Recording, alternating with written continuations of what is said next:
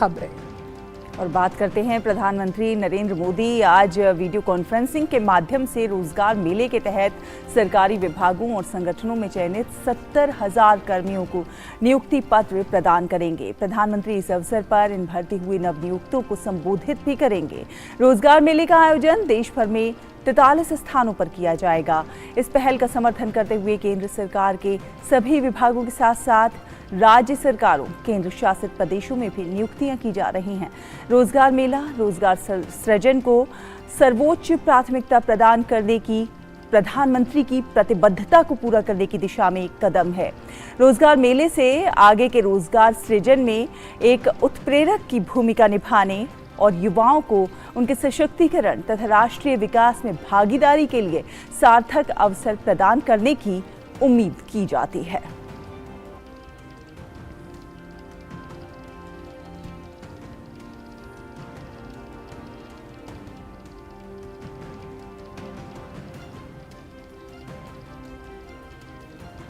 तो 70,000 युवाओं को सरकारी नौकरी का तोहफा मिलेगा। सुधाकर दास हमारे सहयोगी संवाददाता इस खबर पर ज्यादा जानकारी के साथ हमारे साथ जुड़ गए हैं। सुधाकर, सुप्रभात। पिछले साल जून में प्रधानमंत्री नरेंद्र मोदी ने ऐलान किया था कि अगले 1.5 साल में 10 लाख लोगों को नौकरी मिल जाएगी और देख रहे हैं हम कि मिशन मोड में काम हो रहा है। लगातार जिस तरह से लोगों को रोजगार सृजन की दिशा में प्रधानमंत्री प्रयास कर रहे हैं और लोगों को नियुक्ति पत्र सौंप रहे हैं, उसी दिशा में आज भी एक बड़ा कदम। बहुत बड़ा कदम। और सबसे पहले अगर बात की जाए तो ये 70,000 युवाओं को उनके परिवारों के लिए एक बहुत बड़ी सौगात, जिंदगी भर की एक सौगात मिलने वाली है आज। एक तरह से देखें तो ये रोजगार मेले जो सरकार की जो सोच और अप्रोच है, बीते 9 वर्षों में जो ट्रांसफॉर्मेशन देश में हुआ है, उसका भी एक तरह से प्रतीक है। एक वक्त उस वक्त को भी याद कीजिए जब सरकारी नौकरियों के लिए अप्लाई होता था, पता नहीं कितने की चिट्ठियां एप्लीकेशन पहुंच पाती थी, फिर गेजेटेड ऑफिसर से अटेस्टेड कराने का चक्कर, उसके बाद वर्षों रिजल्ट में लग जाते थे और ज्वाइनिंग तक तो पता नहीं कई महीनों का और भी इंतजार करना पड़ता था। लेकिन आज 6 से 8 महीनों के भीतर ये प्रक्रिया पूरी हो रही है, पारदर्शी तरीके से पूरी हो रही है।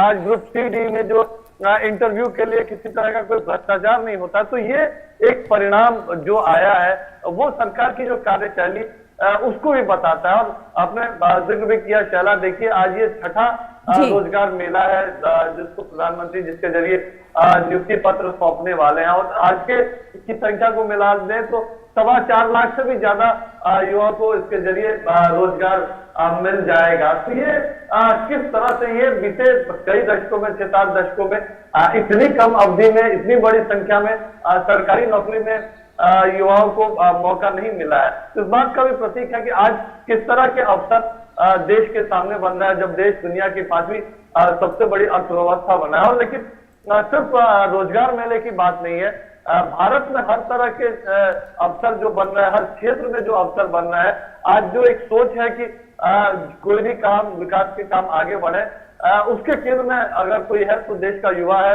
रोजगार के अवसर है, तो वो भी रिफ्लेक्ट हो रहा है इसके जरिए। जी। और हम ये बात मानते हैं सुधाकर कि इस पूरे सिस्टम को पारदर्शी, अकाउंटेबल और जवाबदेह बनाया गया है। उस लिहाज से जिन पदों पर नियुक्ति पत्र प्रदान किए जाएंगे, हम उनके बारे में चाहते हैं कि आप जानकारी दें। और साथ ही साथ ये एक बहुत ही भावुक पल भी होता है उन अभिभावकों के लिए जिनके ये जो प्रशिक्षित बच्चे हैं उन्हें नियुक्ति पत्र प्रदान किया जाता है। बिल्कुल, देखिए देश के 43 स्थानों पर आयोजन हो रहा है। अलग अलग केंद्रीय मंत्री उन स्थानों पर भी शामिल होंगे। देश भर में ये एक तरह से आयोजन हो रहा है। डाक विभाग हो, स्वास्थ्य विभाग हो, जो विभिन्न केंद्रीय सेवाएं हैं, उन सेवाओं में विभिन्न पदों के लिए ये नियुक्ति पत्र सौंपे जा रहे हैं। लेकिन ये जो पूरा, पहले आप देखिए कि कम से कम 1.5 से 2 साल का वक्त लगता था अगर एसएससी कोई परीक्षा आयोजित कर रहा है, उसमें भी कई बार कई तरह की शिकायतें भी आती थी। आज ऑनलाइन तरीके से आप फॉर्म अप्लाई कीजिए, ऑनलाइन परीक्षाएं होती हैं, ग्रुप डी के लिए किसी इंटरव्यू का सवाल ही नहीं है, और 6 से 8 महीने के भीतर आपको नियुक्ति पत्र भी मिल जा रहा है, आप सरकारी नौकरी ज्वाइन भी कर ले रहे हैं। तो ये एक अप्रोच के साथ एक पूरे तंत्र में जो सुधार हुआ है, और उस सुधार की वजह से ये मुमकिन हो पा रहा है। और यही वजह है कि देखिए 1 महीने के भीतर ये दूसरा रोजगार मेला, बीता रोजगार मेला आपको याद होगा 16 मई को हुआ था, जब प्रधानमंत्री ने 70,000 से भी ज्यादा नियुक्ति पत्र सौंपे थे, और आज 13 जून को ये दूसरा रोजगार मेला 1 महीने के भीतर हो रहा है। तो 1 महीने के भीतर ये एक तरह से सरकार की कार्यशैली और जो तेजी आई है।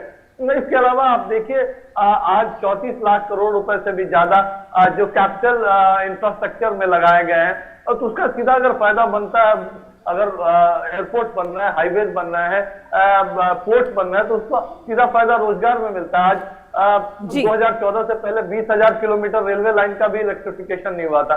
बीते 9 वर्षों में सिर्फ 40,000 किलोमीटर रेलवे लाइन का इलेक्ट्रिफिकेशन हुआ है। दोगुनी संख्या में आज एयरपोर्ट बीते 9 वर्षों में देश में बन गया है। ग्रामीण सड़कों की बात हो, स्टार्टअप की बात हो, ये हर तरह से एक तरह से रोजगार के अवसर जुटा रहे हैं। और सबसे बड़ी बात यह है कि आज फॉर्मलाइजेशन हो रहा है रोजगार का। ईपीएफओ के डाटा आप देख लीजिए, और निश्चित तौर पर युवाओं के लिए चाहे सरकारी नौकरी हो चाहे निजी नौकरी हो, ज्यादा अवसर है, तो ज्यादा सुरक्षित भविष्य उनको दिखता है। और जिस तरह से सुधाकर 400 से अधिक ई लर्निंग पाठ्यक्रमों का उपलब्ध कराए गए हैं, कहीं ना कहीं डिजिटल इंडिया की दिशा में एक बहुत बड़ा कदम इसे हम कह सकते हैं, क्योंकि ये जो लोग अपॉइंट होंगे ये इन कर्मयोगी पोर्टल पर जाकर कर्मयोगी प्रारंभ के जरिए खुद को प्रशिक्षित कर सकते हैं। तो एक तरह से देखा जाए मैन पावर जो हम ज्यादा से ज्यादा यूज करते थे उससे बचत हो रही है, डिजिटल हो रहा है, और ज्यादा तीव्र गति से विकास की दिशा में भी बढ़ता हुआ कदम है। बिल्कुल, और पीएम मोदी का एक विजन है कि सरकारी नौकरी में अगर कोई युवा आता है, एक प्रतिभा के साथ वो आता है, लेकिन उसको अपनी उस प्रतिभा को लगातार निखारने की कोशिश भी करनी चाहिए। और आई गॉट कर्मयोगी प्लेटफॉर्म के जरिए सैकड़ों पाठ्यक्रम जो उसके स्किलिंग, रीस्किलिंग, अपस्किलिंग में मदद करते हैं, और आज हजारों सरकारी कर्मचारी इसको लगातार अपना भी रहे हैं। और इसका सीधा फायदा अगर कहीं मिलता है तो वो गवर्नेंस में मिलता है, खासतौर से जो सिटीजन सेंट्रिक गवर्नेंस, उसकी व्यवस्था मजबूत होती है। तो निश्चित तौर पर आज पीएम मोदी जब संबोधित करेंगे, बातचीत करेंगे, तो मुझे लगता है कि इसको लेकर भी वो नवनियुक्त कर्मियों से आह्वान करेंगे। और सुधाकर, क्योंकि युवा फोर्स पर बहुत भरोसा करते हैं प्रधानमंत्री, और भारत की ये खासियत है कि इसमें ज़्यादा आबादी युवाओं की है, उस लिहाज से आपको क्या लगता है जिन सरकारी पदों पर ये नियुक्ति पत्र बांटे जा रहे हैं, युवा फोर्स की सोच खास तौर पर फैसले लेने में त्वरित होती है, यंग माइंड है, ज़्यादा ट्रांसफॉर्मेटिव सोचता है, तो ये जो पद है उसकी गरिमा तो बढ़ेगी, लेकिन इन तमाम जो मंत्रालय हैं उनके कामों को भी गति जरूर मिलेगी उनके काम करने के तरीकों से। बिल्कुल, देखिए आज जब देश दुनिया की तीसरी सबसे बड़ी अर्थव्यवस्था बनने की आकांक्षा रखता है, आज सरकार के भीतर भी काम के अवसर बने हैं विभिन्न क्षेत्रों में। एक तरह से निगरानी कहीं करनी है, कहीं जो एक तरह से आम लोगों को की सुविधा के लिए काम करना है, तो उसमें जब इस तरह के यंग माइंड्स आते हैं, अब बिना किसी भ्रष्टाचार के आते हैं, पारदर्शी तरीके से आते हैं, तो उनको भी एक तरह से उनको भी लगन रहता है कि वो देश के लिए कुछ अर्पित कर सके। और प्रधानमंत्री लगातार इस बात को लेकर आह्वान भी करते रहते हैं। और उसके साथ जब एक युवा फोर्स जो पूरे देश के भीतर आज जब दुनिया की तीसरी सबसे बड़ी हम स्टार्टअप सिस्टम है, आज हर क्षेत्र में जब युवा टियर 2, टियर 3 सिटीज में, खासतौर से ग्रामीण क्षेत्रों में जब एंटरप्रेन्योर बन रहे हैं, तो इस तरह के युवा फोर्स के साथ जब इस तरह के सरकारी कर्मी मिलकर काम करते हैं, तो सबके प्रयास की बात जो पीएम मोदी कहते हैं, तो निश्चित तौर पर देश के विकास को गति मिलती है, आत्मनिर्भर भारत के सपने को एक तरह से पंख लगते हैं। तो उस लिहाज से भी कह सकते हैं कि एक बड़ा दिन आज, और निश्चित तौर पर उन परिवारों के लिए, उन माता पिताओं के लिए जिनके बच्चों को आज नियुक्ति पत्र सौंपे जा रहे हैं। अच्छा, इसमें एक बात और भी है सुधाकर, जिस तरह से सरकारी नौकरियों को पहले एक जो प्रक्रिया थी उसको तो दुरुस्त किया गया है, जो मिडलमैन की भूमिका होती थी, हमने कई ऐसे फर्जी स्कैम्स भी देखे हैं। आपको क्या लगता है जिस तरह से इन रोजगार मेलों का आयोजन किया जा रहा है, उस कहीं ना कहीं इस पूरे प्रक्रिया पर भी लगाम लगती हुई, मिडिलमैन जो है वो कहीं ना कहीं बिल्कुल विलुप्त होते हैं और ये भ्रष्टाचार पर भी बहुत बड़ी लगाम है जब हम नौकरियां दिलाने की बात करते हैं। संक्षिप्त में बताइएगा। निश्चित तौर पर चल आप देखिए, सरकार की ये सोच रही है पूरी व्यवस्था से ही मिडिल मैन को हटाया जाए। डीबीटी एक उसका सबसे बड़ा उदाहरण है। लेकिन ये सरकारी नौकरी आप अगर ऑनलाइन तरीके से परीक्षाओं का आयोजन करते हैं, ऑनलाइन तरीके से उसका मूल्यांकन करते हैं, देरी बिल्कुल भी नहीं करते हैं, तो वो जो मिडिल मैन की गुंजाइश होती है, इंटरव्यू की व्यवस्था अगर जूनियर पदों में खत्म करते हैं तो मिडिल मैन की गुंजाइश खत्म हो जाती है। और देखिए आज 4.25 लाख से भी ज्यादा नियुक्तियां हो चुकी है बीते 6-7 महीनों में, और कहीं आपको एक शब्द नहीं सुनाई देता है।